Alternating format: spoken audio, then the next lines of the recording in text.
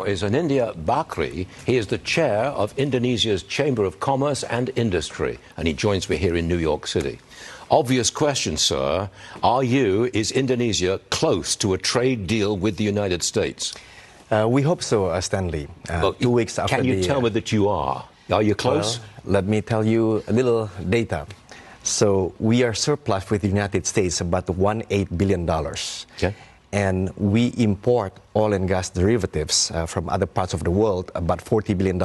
So what the government is thinking is to reallocate that $40 billion so we can go trade balance with the U.S. Oh, okay. So you would like to take our liquefied natural gas? For example, and it just so happened that's coming from Texas and the neighbors. So interesting states to begin with. But what I would like to say is that with the trade balance, the issue is not how to balance, it's how to increase between the two countries. Sure. So the U.S. would like to send their soybean even more, cotton and wheat, and vice versa. We also want to send our electronics, footwear, and garment. But again, Indonesia is not only about that. We also have a lot of critical minerals that we can work with the U.S. to make sure that the over-reliance to any country is not there. You sound like you've got a balanced deal here. You confident that you'll get a deal going through?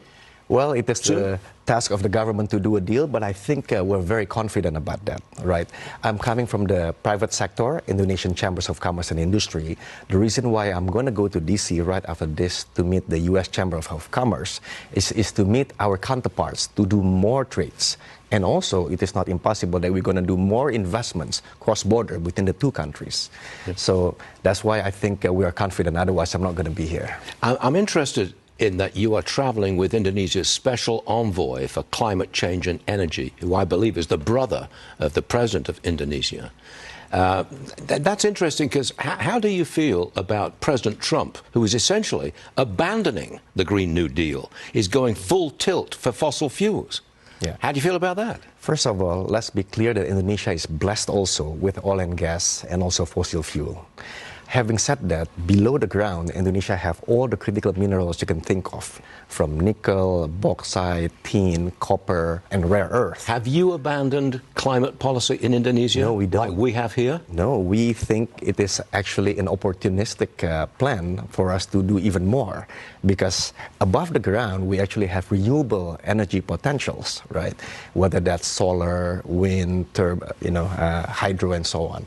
And what is interesting, Stanley, is that yesterday in one of the conferences, we learned that even a state like Texas is also very big, other than oil and gas, is in, for example, solar and also wind.